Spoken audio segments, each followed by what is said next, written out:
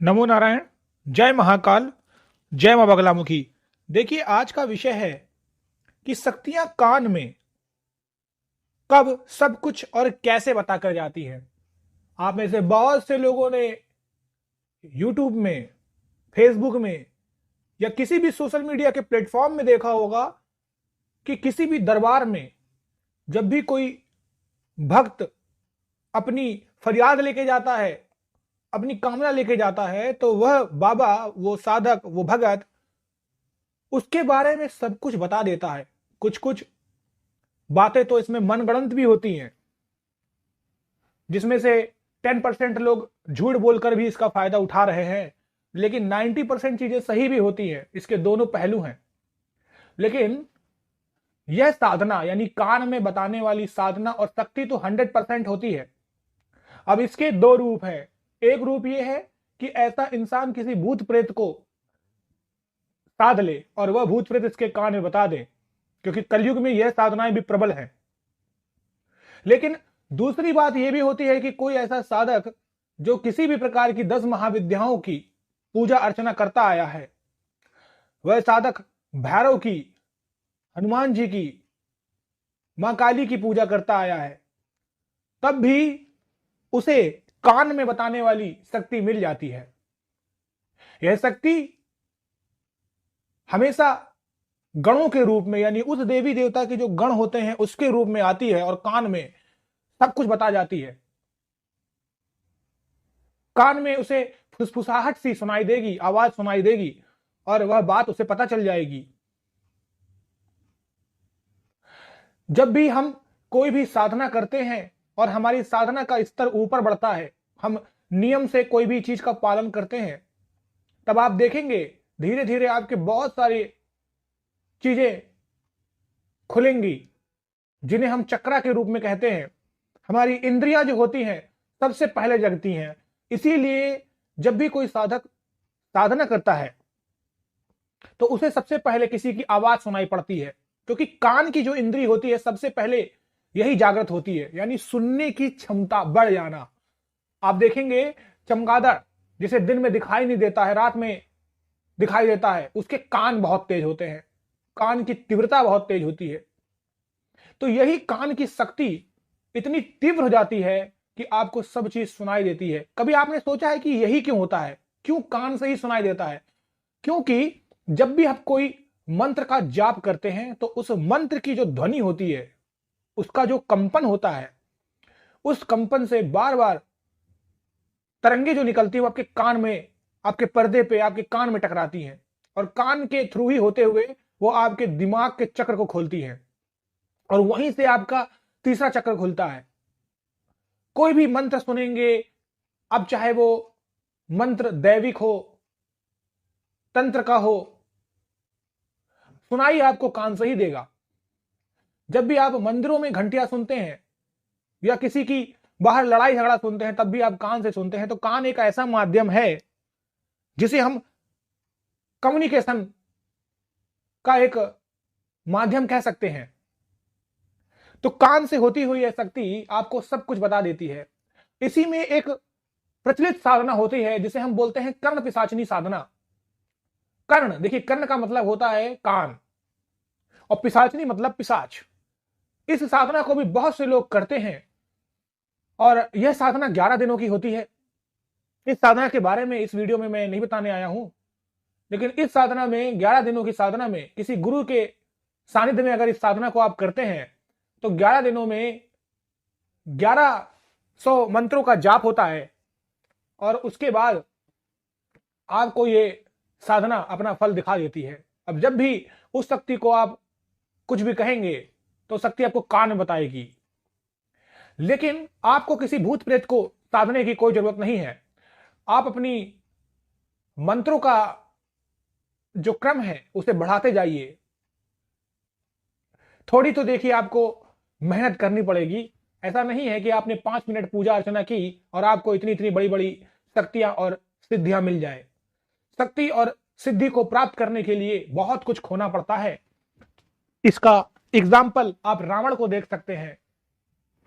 रावण ने कई वर्षों तक घनघोर तपस्या की, उसकी तपस्या से प्रसन्न होकर ही उसे सभी प्रकार की सिद्धियां मिली थी। स्वयं हनुमान जी भी भगवान राम की भक्ति में, तपस्या में हमेशा लीन रहते हैं। स्वयं शिव जी जो देवों के देव महादेव हैं, वो भी हमेशा तपस्या में लीन रहते हैं। स्वयं मां पार्वती महादेव की तपस्या करती रहती हैं। तपस्याओं का क्रम पुराने समय से चलता आया है। और आप स्वयं देखेंगे कि जो नंदी महाराज हैं, जो शिव जी के प्रमुख गणों में से एक हैं, जिनकी सवारी करते हैं, उन्होंने यह दर्जा 800 करोड़ मंत्रों का जाप करके स्वयंभू शिव से पाया है। इसी के साथ चंद्रमा ने अपने सारे पापों को 100 करोड़ मंत्रों का जाप करके धो लिया था। तो मंत्र का जो क्रम होता है, इनमें बहुत शक्ति होती है। जब भी आप 108 मंत्रों से जाप करते हुए ऊपर को उठते हैं, तो धीरे धीरे आपका सबसे पहला कान वाली जो इंद्री होती है वो सक्रिय हो जाती है। आपको स्वतः ही कोई चीज सुनाई देने लगेगी। जो किसी को नहीं सुनाई देगी वो आपको सुनाई देगी। एक छोटी सी सुई भी गिरेगी तो आपको सुनाई देगी। आप किसी से भी बोल सकते हैं कि कुछ वहां पे हो रहा है, लोग कहेंगे नहीं नहीं हमें तो नहीं सुनाई दिया कुछ भी, लेकिन आपको सुनाई देगा। ऐसे इंसानों की नाक की भी शक्ति बहुत तेज हो जाती है, सूंघने की शक्ति जिसे कहते हैं, कुछ भी सुनाई देने लगता है। कहने का मतलब यही है कि उसके शरीर में जो आपके ऊपर का हिस्सा होता है, उसकी सारी इंद्रियां जो होती हैं बहुत सक्रिय हो जाती हैं। तो ये जो शक्ति है कान में बताने वाली, ये हर किसी को नहीं मिलती है। जो सच्चा साधक होगा, जो भक्ति मार्ग में, साधक मार्ग में बहुत समय से जुड़ा हुआ होगा, वो सर्दी गर्मी बरसात को न देख के एक क्रम से लयबद्ध होकर साधना करता आया होगा। किसी भी देवी देवता की उसके एक ही इष्ट होंगे।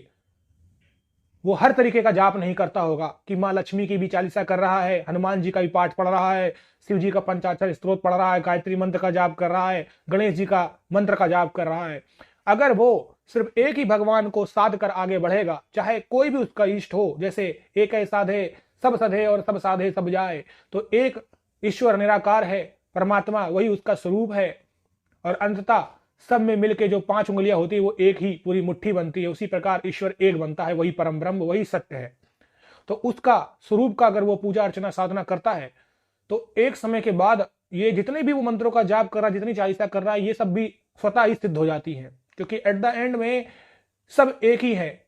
आप देखेंगे जिन्हें हम कहते हैं वेद, जिन्हें हम कहते हैं पुराण।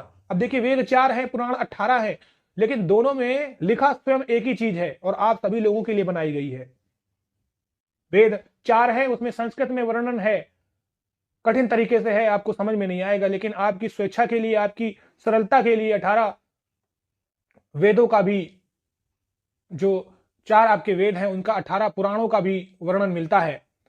तो उन पुराणों में सरल तरीके से बताया गया है, श्लोक के थ्रू बताया गया है, गा के समझाया गया है, शुद्ध हिंदी भाषा में समझाया गया है, तरीके से आपको कहानी के रूप में समझाया गया है, तो आपको जल्दी समझ में आ जाता है।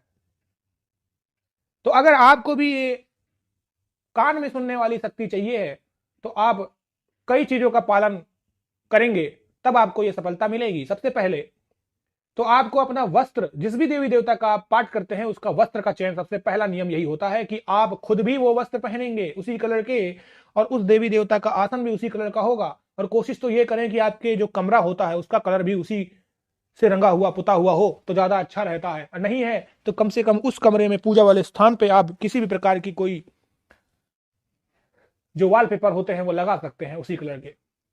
उसके बाद उसके मालाओं का आपको चयन करना है। मुझे कल एक कमेंट आया था कि गुरुजी मेरे पास काउंटर है। देखिए ये काउंटर वाउंटर, ये पुराने जो आधुनिक उपकरण बन रहे हैं, ये सब बकवास की चीजें हैं।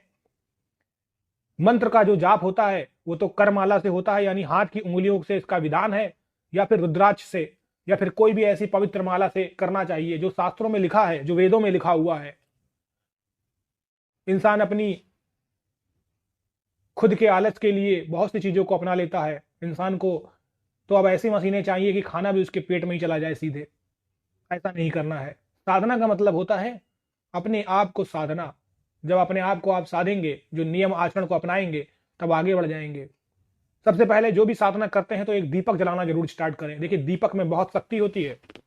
दीपक आपके सामने जलना चाहिए हमेशा, चाहे वो गाय के घी का हो या फिर सरसों का ही क्यों ना हो, लेकिन दीपक जरूर जले। साधना ऐसे नहीं होती है। दूसरी बात, जब भी आप पूजा साधना करते हैं तो अपने सामने हमेशा एक पानी का लोटा जरूर रखें। उस पानी के लोटे को पहले हमेशा हाथ में लेकर संकल्प लें और खत्म होने के बाद भी अपने मंत्रों को भगवान को समर्पित कर दें। हमेशा नियम से करें, एक ही समय में करें, चाहे वो सुबह हो शाम हो कोई फर्क नहीं पड़ता, लेकिन आपका समय एक ही होना चाहिए। मंत्र को हमेशा बढ़ाते रहने की कोशिश करें। आज आपने 11,000 करे हैं, छोटा सा आपने उसका लघु हवन कर दिया, सब कुछ कर दिया, अब आगे बढ़ गए, संपन्न हो गई, फिर आप 21,000 का करिए, फिर आप 51,000 करिए। इससे क्या होता है देखिए, आप उस मंत्र की शक्तियां भी पा रहे हैं और अपने आप को भी टटोल रहे हैं कि कितनी सामर्थ्य है मेरे अंदर।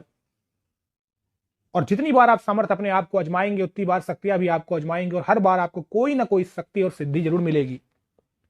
तो कान में कहने वाली ये जो शक्ति सिद्धि होती है, इससे आप जब भी चाहेंगे ये स्वतः ही सिद्ध हो जाएगी और धीरे धीरे सिद्ध होते लगेगी। जब भी आप किसी को देखेंगे और आप बस क्वेश्चन ऐसे मन में करेंगे कि ये क्या है, कौन इंसान है, तो वो शक्ति आपके कान में आके बता देगी उसके भूत के, भविष्य के, वर्तमान के बारे में, और आप भी बता देंगे और सामने वाला आश्चर्यचकित हो जाएगा, अरे इन्हें कैसे पता।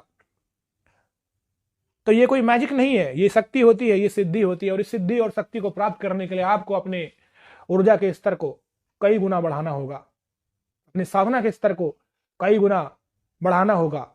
अभी जो आपके कान में आवाज आ रही है वो सिर्फ एक शुरुआत है और इस शुरुआत को आपको बहुत आगे लेके जाना है। तो सबसे पहले तो नियम बना के ब्रह्म मुहूर्त में मंत्रों का जाप करना स्टार्ट करिए, क्योंकि हर समय तो आपके आगे अमावस्या, पूर्णिमा, होली, दीपावली नहीं हो सकती है, लेकिन ब्रह्म मुहूर्त हमेशा होता है। उसका नाम ही इसीलिए ब्रह्म मुहूर्त कहा गया, जिसमें देवी देवता विचरण करते हैं। उस समय अगर आप जाप करते हैं तो कई गुना फल मिलता है। सो आई होप आपको मेरा आज का वीडियो पसंद आया होगा। अगर पसंद आता है तो इसे लाइक और शेयर जरूर करें। आप सभी लोगों की सभी मनोकामनाएं पूर्ण हो, इसी के साथ अपने आज के इस टॉपिक से मैं विदा लेता हूं। नमो नारायण, जय महाकाल, जय मां बगलामुखी।